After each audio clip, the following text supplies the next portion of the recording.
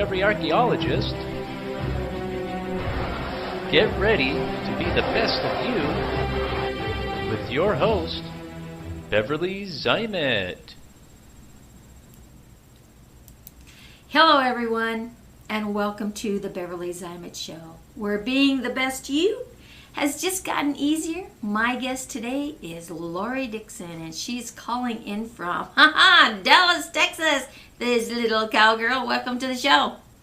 Thank you so much, Beverly, and it's a pleasure to be with y'all today. So I have to throw the y'all in there. I got that. I was going to say, now where'd that y'all come from? That y'all comes in there. And we are going to talk about transformation today. So I am going to ask you a question right out of the chute here. Great. Can you share with the audience what your interpretation of change is versus transformation? Ooh, I believe that change is something that we used to do. It is part of the old paradigm. I believe that for us now, it's looking at process, it's looking at progress, and it's looking at movement and shift. It's very different.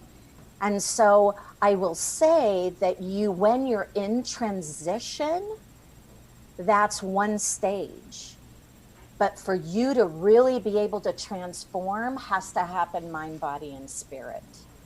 I love that. Yeah, because change, we're changing all the time. Change is consistent. Yeah. It's the only one thing that's consistent.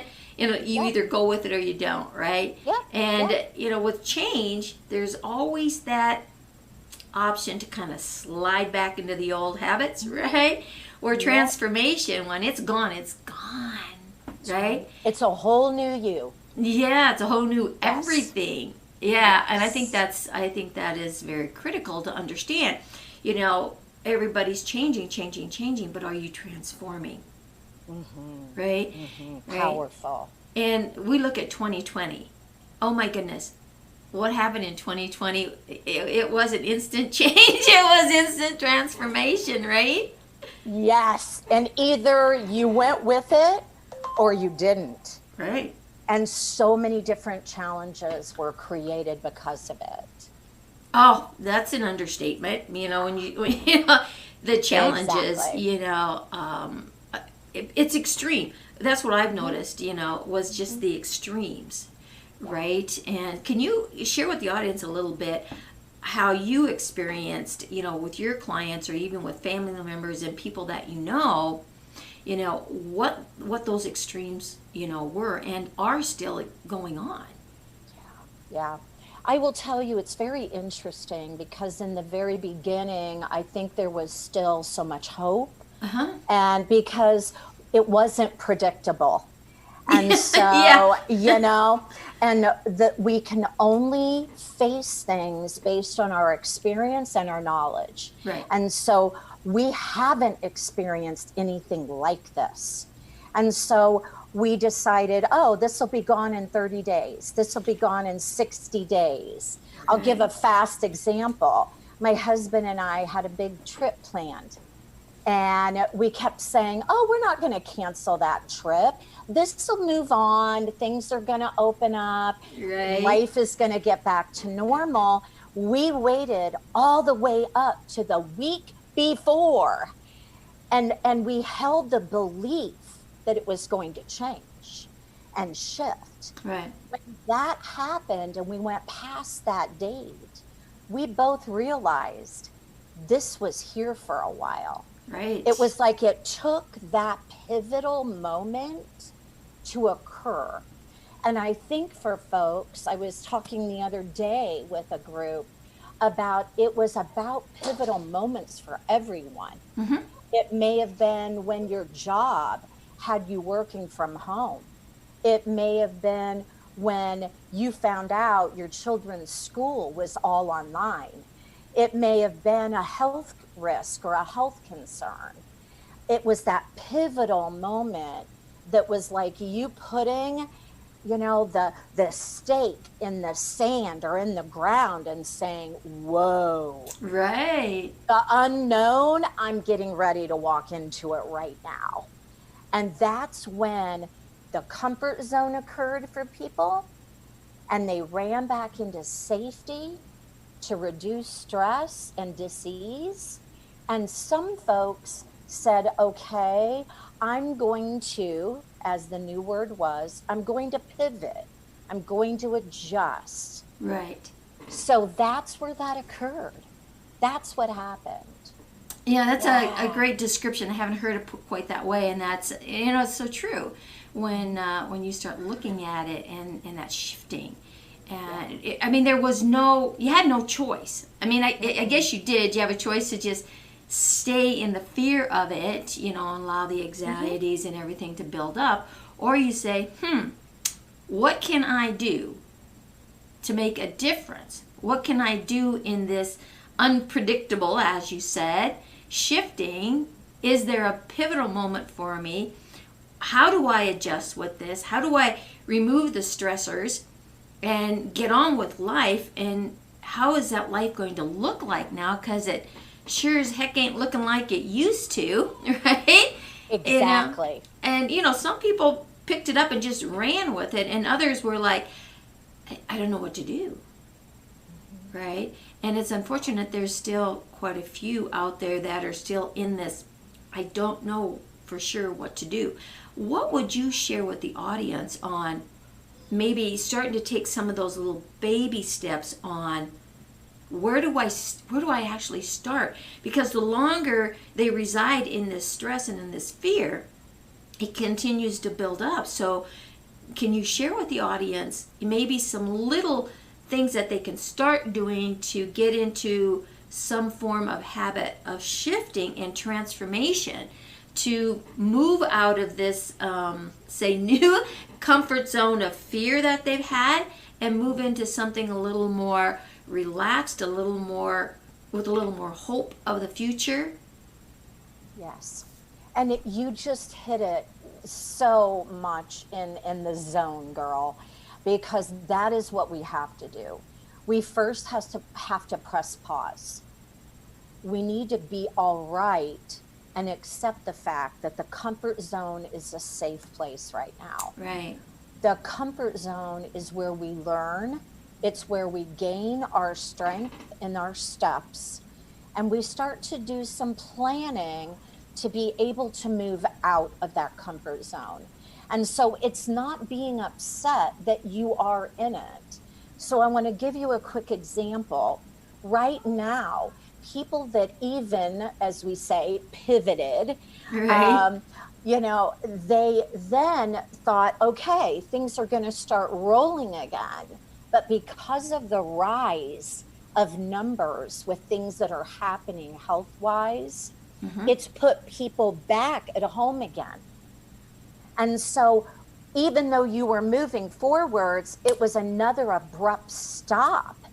And so it's how to go back into that comfort zone and say, all right, this is okay. The fear doesn't need to lie here. What I need to do is use this time to make my plan and continue to walk forwards. So I do have a few steps, and I'm going to grab some notes so that I remember some of the things that I've been working with clients. Okay. First of all, you have to do something, whether it's self-nourishment, not self-indulgence. Now there is a difference. Yes, there is. So in that self-nourishment, you want to be finding ways to calm, reduce stress, and see possibility and opportunity. When we focus on more of innovating and creating and designing and inspiring, we then start to place ourselves out of fear and into ease. Those are some powerful words. So repeat those again, because I think that's critical for the audience to hear, because those words are what encourage, right, and give you hope for the future. So say what you said here again, because I really feel that is a necessity. So I want everybody to just kind of pay attention here, stop what you're doing, and listen to these words of wisdom, because they're going to help you have that pivotal moment, right? Exactly. What I think is the first step is self-nourishment. Through self-nourishment, you find ways to reduce stress and to be in a feeling, again, alignment of mind, body, and spirit, finding whatever that is for you, which there are many ways to do that, so that you feel good about being in the comfort zone. Own it. Settle in there and root yourself for just a little while. Then in that space, acknowledge the moments of creativity, innovation, inspiration, anything that will help to motivate you, so that when you're in that side of the brain, fear cannot reside. Because what occurs is the chemicals that are being released in the brain will allow you to stay in that area of possibility and opportunity, which creates movement. Instead of fear creates stagnation. Oh. It creates That's so true. So you're looking at staying in the zone of creativity and staying away from the zone of stagnation, and that's right. And that's really huge, because that fear, it kind of like wants to take over all the time, and it just sneaks in there when you least expect it, right? So for all of us, even for me, and I know the tools. Yeah, that is so true. You know, life is going on, and all of a sudden, where did that come from, right? Exactly. And I will tell you, it's very interesting, but many of my clients will be in that creative side for a while. Right. They may be doing more cooking at home with their family. That's a creative side. You're doing something that is activating a passion or a love, and you're staying in the flow of that. Maybe you're reading more, and you're being able to visualize things for yourself that are different.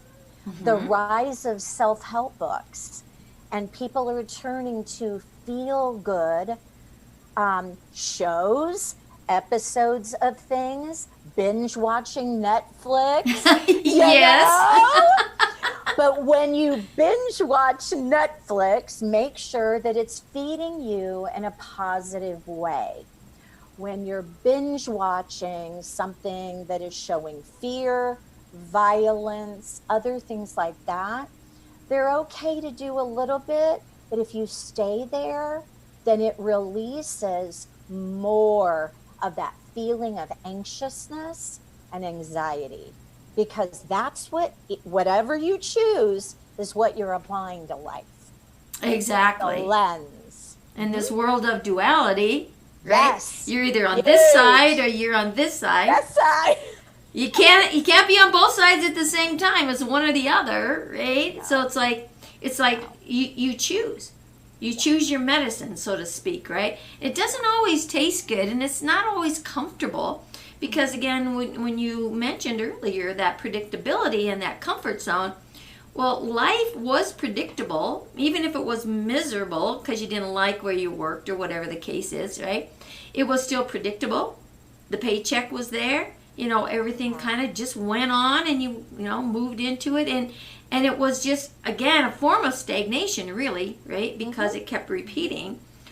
So now all of a sudden the world said, no. And it's like they threw you on the other side with no option. That's right.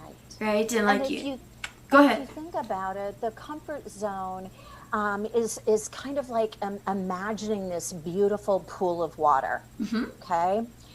And you love looking at it. It's gorgeous. It glistens. Maybe you sit outside and it's in your backyard. And every day you receive such positive feelings by being out there and around it.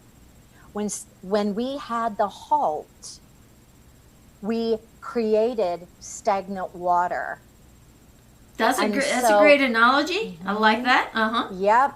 So you're looking at the creeping in of the water changing, the green, the different things that were growing in that water that were not healthy anymore. Right. It creeped in slowly so that you didn't even realize it until one day you walked out and it's a mess. What do you want to do? You want to start aerating the water. You have to put in and flood it with gorgeous oxygen. Blow in there so that things start to move and regenerate and clean themselves. And that, that's not, yeah, and that's not always, just your exterior, but your interior, correct? And it has to start inside. Yes. Right. So it's that kind of that ripple effect, right? Oh, how you alter and shift and pivot everything within your own belief, within, like you had mentioned, that soul, the body, right? And that connection to be able to let that ripple out and impact even those that you're, in the close proximity, shall we say, That's right? Because everyone now is occupying 24/7 a small space that used to not be there, only in short, increments, because the kids were off to school, you were off to work, you were off shopping, you were off vacation. There's so many of those things now that no longer are consistent. But the consistency in life is that four walls, right, that are around you. So how do you recreate those four walls to become the space that you're used to? How would you share with the audience on that to start to be comfortable, not only in this little skin avatar that we're in, but in those four walls that we're kind of forced to be in right now during this crazy 2020 situation? Well, I love that you even asked that question, because what I find is that when we energize the environment, we are consistently feeding from that. And so what each of us has our own way of re-energizing an environment. Right. But it's also why the rise of construction and remodeling projects or redecorating has all occurred. It's also why we were decluttering. So many people were cleaning out closets and getting rid of things and realizing that the simpler life, now that they're looking at it 24/7. Yeah, no option on that one, right? So I'll give you an example. Notice my office red wall. I am so tired of having that red wall that within the next couple of weeks, this is all being changed, because that's what happens. Right. We want to infuse that environment, even if it's repainting a wall or cleaning up a room that is low cost and cleaning it out and giving it to others that are in need right now. Right. And so it's a way for us to be able to be and create a new amazing space. But it's also what you do in that space and the relationships that you honor, because we weren't honoring relationships. Yeah, that's yeah. Oh, that is so interesting. You say that. The technology over the years has really taken over and kind of created a separation. Yes. Right. And then now we look at, all of a sudden we were all like dumped into full stop mode here in this little square box called home. Yeah. What did we do? We turned to that same technology to reconnect. right? You know, so kind of what was the nemesis turned into the solution. But I think there's a different perspective on that. And working in virtual reality, which is my little avatar visiting us today on the show, right? We love her. Yes, we do. We do. You know, and so when you can start looking at that from another perspective and that connectedness, or virtual reality being in that immersive type platforms helps the brain to what? To adjust to, hey, there's somebody right next to me. Because on the platform, you can, you know, they look like a person, they walk like a person, they talk like a person, and they are beside you. They're not in a little box over here next to you on a Zoom, or just like on a black wall because you're on a webinar, or you're not just watching a stream going by. So when you are in that virtual reality, there is actually someone there. The brain says, there's someone there. It connects with that. So, you know, and you had mentioned that you're familiar with virtual reality, so Yes. you can kind of maybe touch on this a little bit when you're looking at how the brain functions in there, and the mental health institutions have been really working very closely on that platform, helping with anxieties and fears and things and phobias that we've been talking about, to shift with that, because it's a level platform, and the self-judgment kind of moves away, and it opens up another door to be able to be an expression, because it's just avatar to avatar, yet it really is the human. And the brain, when you look at the gaming industry, multi-billion dollar industry, and you look at movies, everything is animated. What are the big sellers? And they're all what? They're all so like cartoon characters. They're in avatar form, which is we go back into that safety, Yes. right? So when you come into an immersive platform with or without the goggles, right, you're connecting on a one-on-one, because your mouth is moving in there and their mouth is moving in there, and the brain says, oh, hey, I know that voice. Yeah, I know who that is. And so now you don't have that social distancing effect. You are now uniting. And we talked a little bit earlier before the show about how these kids are coming into the world, right? With this DNA technology, like it's in their DNA. And this is Yes. where they learn, you know, and if we don't meet them on that standard, we're losing them big time, Yes. right? And now with schools being on Zooms, they're not watching Zoom. There's no interaction. There's no activity. They don't have or feel connected. But what do?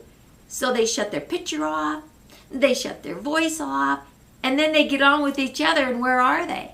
They're on the platform, in their games, playing with each other, because they can interact in that avatar world, right? Oh, so well said, Beverly. I mean, I have to give you a cheer on that one, because I will tell you, probably 10 years ago now, I was working in the beginnings of some of the 3D immersive work. We were working even with a studio that also was doing projects for Disney and Nickelodeon and things like that. So it was the very early. We were designing platforms to also teach in. Right. And so, which was so fascinating.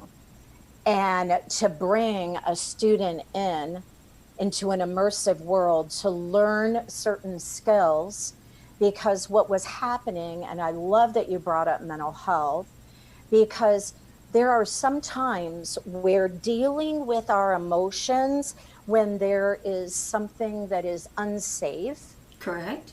it's easier for the, again, mind, body, and spirit to move into a world where it is safe for me to have interactions with people that isn't going to create any long-term effect, because they are an avatar.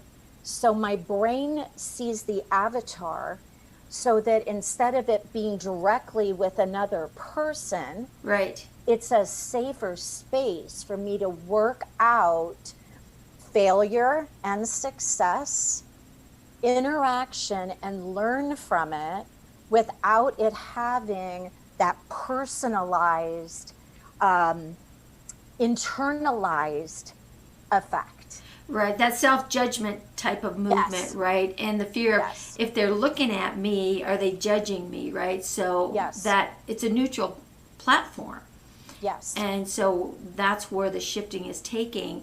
And Yes. we have stages in where what we're doing in the Sure. worlds that we're creating for people and for businesses and for education, Sure. where we're taking storybooks that authors have written and make their storyline come alive in a world where they can immerse the children, read the story, and interact, right? You know, and so adults are the same way. I don't watch TV, but I understand that there are animated, you know, shows. And, you know, so again, why is that? Because it's comfortable, right? It's that, like you said, that safety net. So when in the immersions of a platform like that, people can be themselves. We're noticing that standing on a stage. So when someone comes in and they get on a stage, they're giving the talk of their life, right? And they're like almost amazed when they listen to back and say, wow, I actually said that? Wow, this is like really cool.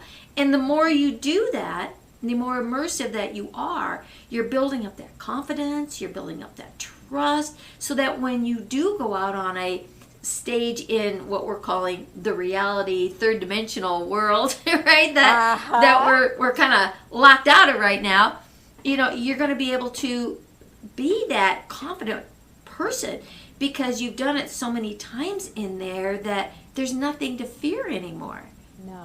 No. Right? And I will also say, and I want to take us all the way back, that's where the comfort zone extension lies.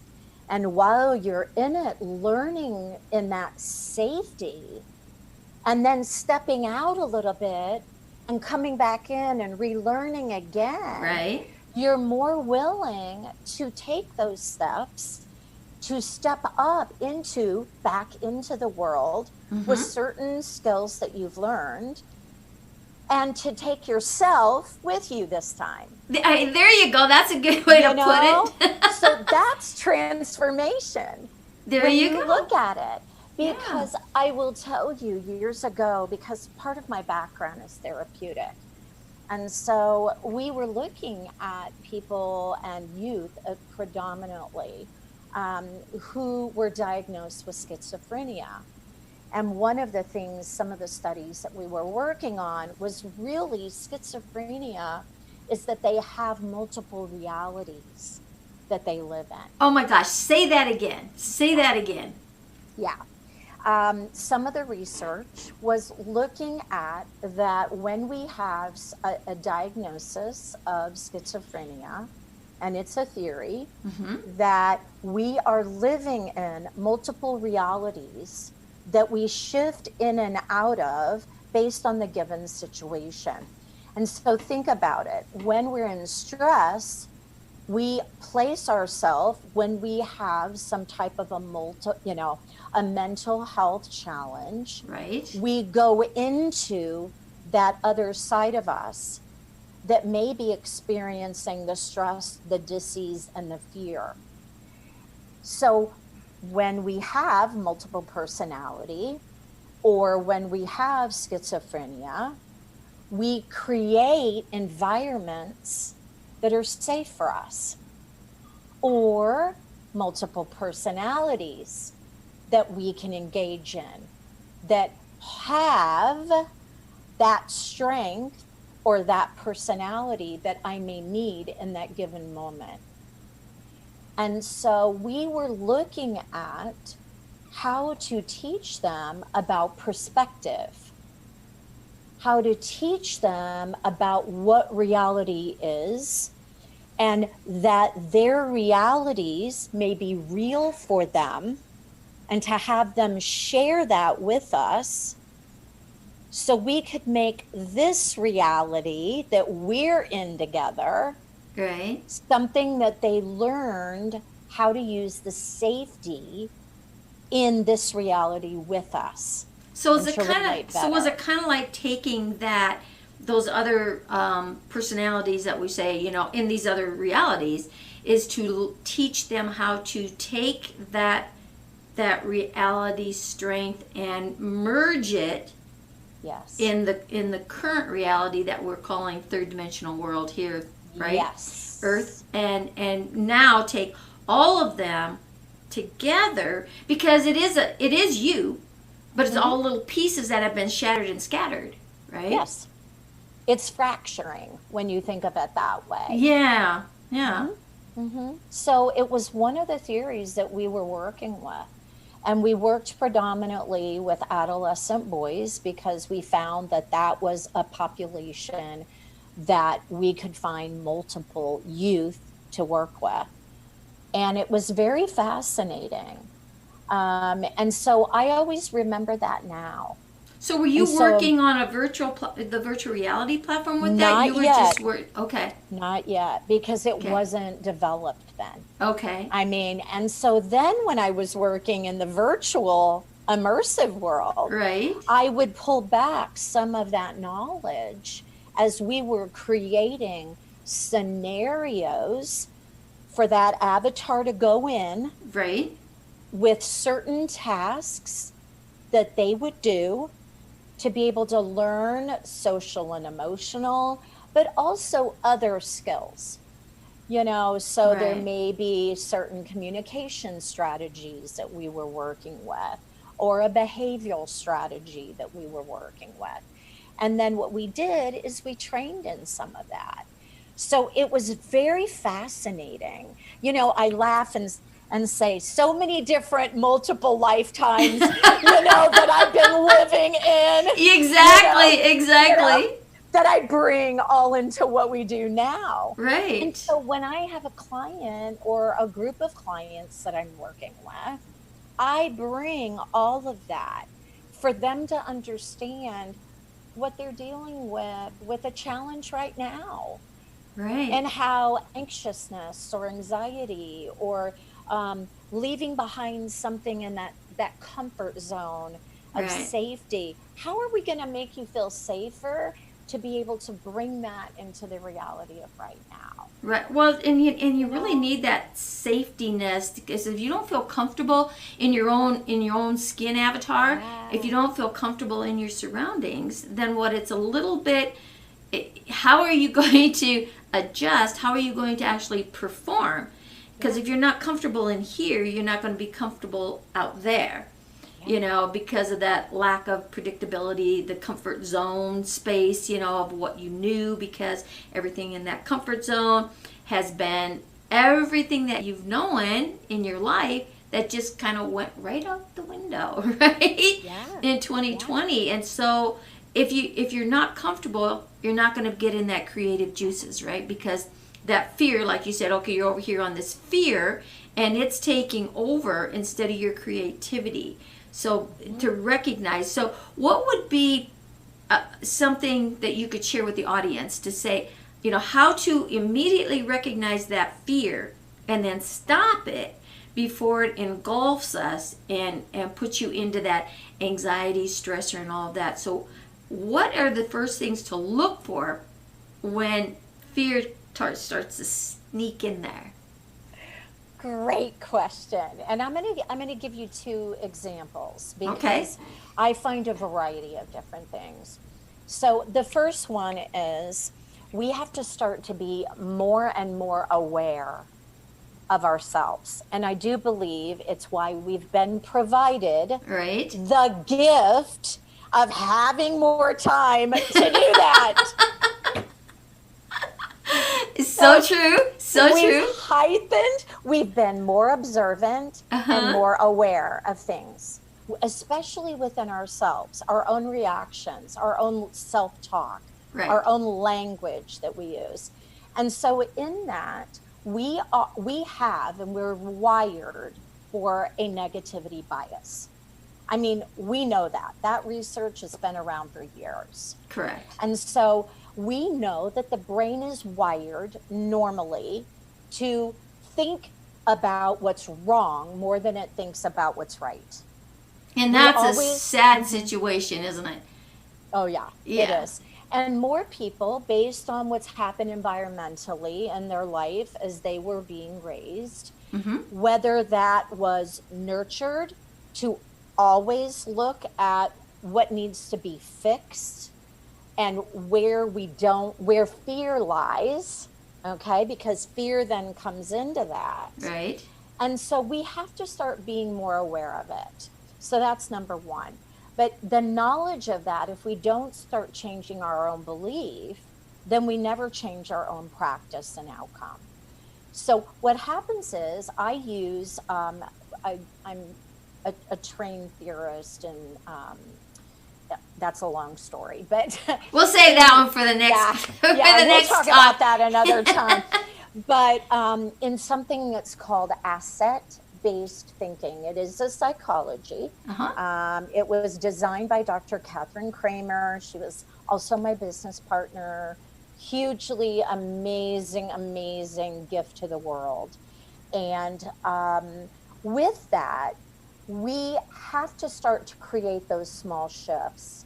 And so we use the strategy called the 5 to 1. And I teach it to my clients all the time. I use it every day. And what happens is we know that the negativity bias is there. We're aware of it. Right. So when you have a thought that is about what's wrong or what needs to be fixed or what's stagnant right now, okay, then we have to look at 5 ways or 5 things that are working that we don't need to fix, that is for our benefit, so that what happens is the brain starts to overlay that and the brain starts shifting. It also creates a different chemical to be released inside the brain. Right. So we look at the basis of serotonin, dopamine. We look at the ability for us to start creating that shift in focus. So we then want to nurture that. So we start every time that we hear ourselves say it in a negative way, we overlay, okay, how could I say that more positively?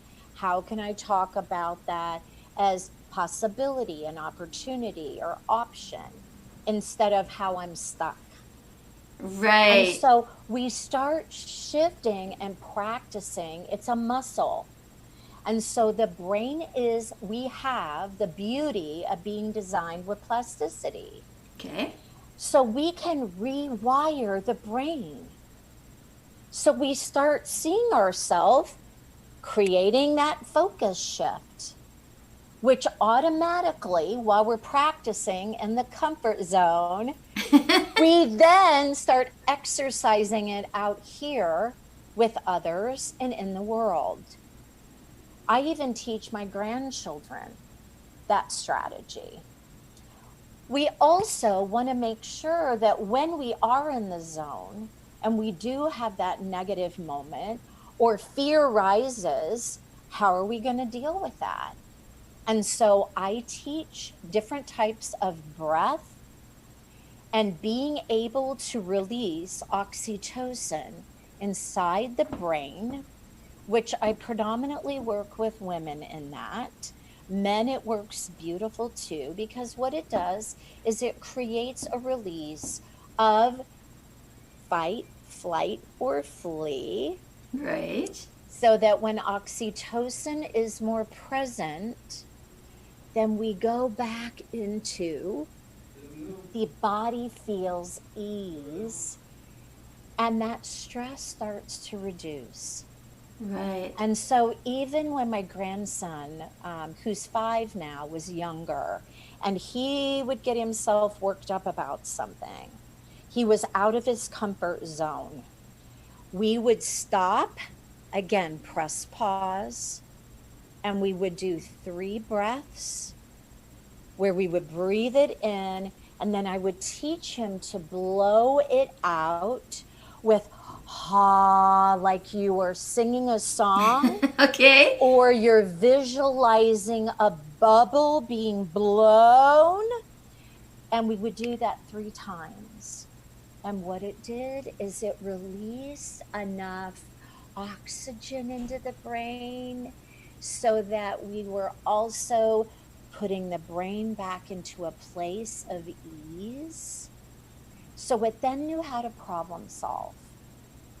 Then you do the 5 to 1. And many of my clients that have that natural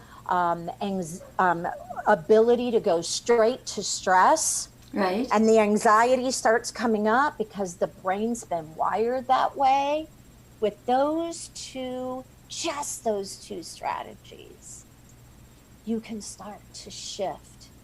And when we get into the ability of transitioning, then I can start working with you on transformation. You then start looking at possibility in a different way, an opportunity in a different way, because now my lens is open. Right. Instead of my blinders are on. And again, that goes right back to what we previously were talking about with perspective, right? Yes. You're changing your whole perspective, but first you have to recognize that, hey, Houston, something isn't quite right here, right? And it's not like broken. Don't look at yourself as being broken and needing fixing. It's all about adjusting and recognizing and understanding that there's always these shifts. There's always another way to do it. If you're not comfortable, you go back into that, right? It's like, okay, what can I do to shift to become more comfortable? It's kind of like, what's the definition of crazy, right? Yes. Doing the same thing over and over and over, expecting another outcome. That's right. And that's right. Yeah. So thank you for sharing that, because that's very critical, and it's a simple way. The process here is simple. Might not be easy. That's There's a difference the key. between simple and easy. Yes. But if you don't start somewhere, you keep rewinding crazy, right? Yeah. Yeah. Wow. And realizing, and you brought it up as well, realizing that the zone is for practicing. There we go. That's a good way to look zone at it. is yeah. Try it on. It doesn't fit. Try something else. Right. It's the area of rewiring so that you can take that new wire, that new pathway, step up a little bit into it and see how it feels. That's where we want to be. We want to look at that possibility of life. Right. Oh, Yeah. that is so powerful. We could talk here for days and days and days. So, Lori, we are definitely going to get you back on the show, because this is so informative, And so comment out there, you guys. Let us know what you enjoyed about this conversation. What did you like most about what Lori's been sharing here? What are you going to do different today that you didn't do yesterday? And I wake up every day. That's why the theme of this show, being the best you that you can be. So I open up my eyes in the morning and I say, wow, thank you. I'm on the right side of the daisies, right? It's like, what am I going to do today to be a better me? Oh, wow, today I get to talk to Lori Dixon, right? I said the same thing this morning. Not Lori Dixon, though. I said Beverly. Well, it's okay to say, hey, I'm with me today, That's true. And get comfortable with yourself. Because Yes. when you can get comfortable with yourself, you can get comfortable with your surroundings. When you get comfortable with your surroundings, you get comfortable with the world. And Yes. so, Lori, I want to thank you so much for being here. And we definitely will get you back again. So how do people get a hold of you if they'd like to connect? Awesome. Thank you for asking that. I would love to also give you a link where they can kind of start a journey of this transformation. So I really want to give everyone my 30-day planner. And so it's something that they can be using. Challenge yourself. It's early December. So let's kind of get you ready for the new year. So I'll send you a link for that. Okay. And you can also, there'll be a button there that if you'd like to chat, you can click on it and be able to do that. I also am on Facebook under Walk with Lori. We also have a private community for women called Sobona, I See You. Oh, And we would okay. love for women to join us. And I'm also on Instagram with Walk with Lori. So come on and join the chat. There we go. That sounds wonderful. Thank you again, Lori, for being here. And we're going to wrap this up. Until next time, it's time to go out there, be that best you that you could be, because Lori and I are going to be the best we that we could be, and we'll see all of you on another show. Thank you, Lori. Thank you.